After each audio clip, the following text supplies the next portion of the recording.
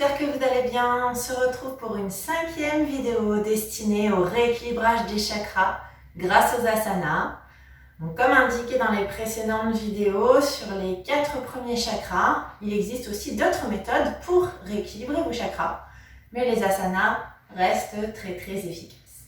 Aujourd'hui, on fait donc le 5e, le chakra de la gorge, Vishuddhi, couleur bleue. Donc c'est un chakra qui est souvent en relation avec le chakra sacré, deuxième chakra de couleur orange, en rapport avec la créativité. Donc s'ils sont bloqués, c'est compliqué d'être créatif. Le chakra de la gorge fait également parfois référence à des choses qu'on garde pour soi, qu'on n'ose pas dire, qu'on n'ose pas exprimer, extérioriser. Donc même si aussi, par exemple, on est timide. Donc parfois, si vous avez mal à la gorge ou qu'il y a des choses qui se manifestent au niveau maladie, parce que le mal vous dit quelque chose, eh bien, ça peut se manifester au niveau du chakra de la gorge. Donc évidemment, l'idéal, c'est de libérer l'expression de soi. Et donc pour ça, aujourd'hui, on va essayer de rééquilibrer ce chakra. Donc on va faire 3 pauses ensemble. J'essaye de vous donner les options au fur et à mesure. On va peut-être commencer par la plus facile. Donc puisqu'on est au sol et qu'on est assis, je vous propose de commencer par la torsion assise. Marichi Asana. Donc Marichi Asana, d'abord, veillez à avoir donc, vos ischios, les os que vous avez sous les fesses, donc les os du bassin, dans le sol. Ne laissez pas les fesses rouler vers l'arrière, auquel cas, eh bien, vous auriez ici le dos qui s'arrondirait. Au contraire, quand on est bien placé, la colonne reste bien allongée jusqu'au sommet du crâne. Il n'y a plus qu'à serrer le ventre et ouvrir les épaules. Donc on a plusieurs solutions parce que justement, si on manque peut-être de souplesse au niveau des ischios, peut-être qu'on fera la torsion assise de cette façon, avec même le genou fléchi, d'accord? Pour justement être bien ancré dans le sol. Si jamais tout va bien, peut-être que vous tendrez la jambe. Si tout va bien, peut-être que vous croiserez la jambe. Et si tout va bien, la jambe du sol viendra peut-être même ici, croiser derrière.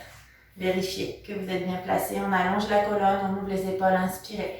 Et à l'expire, on twist en direction du genou, sauf si vous êtes enceinte, évidemment.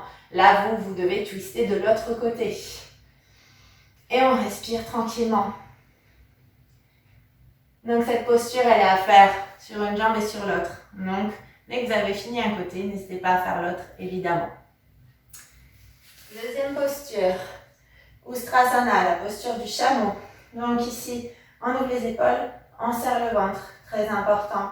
Et puis, on a des options, une fois encore. Donc, une main derrière le dos, le ventre serré. Je serre et la colonne va s'allonger. Et peut-être que je resterai là parce que ça tire assez pour votre colonne, n'allez pas plus loin. Si tout va bien, par contre, peut-être que je plonge ici vers l'arrière, tout simplement. Et on respire. Et quand vous remonterez, n'oubliez pas de remonter du bas vers le haut, peut-être la dernière. On termine avec une dernière posture, un peu plus facile. Demi-pont, Setu Bandhasana, les talons près des fessiers, ouverture d'une largeur de hanche. Genoux, hanches et chevilles alignées. Inspirez. Et à l'expire, on monte le bassin, on serre le ventre. On reste. On respire tranquillement.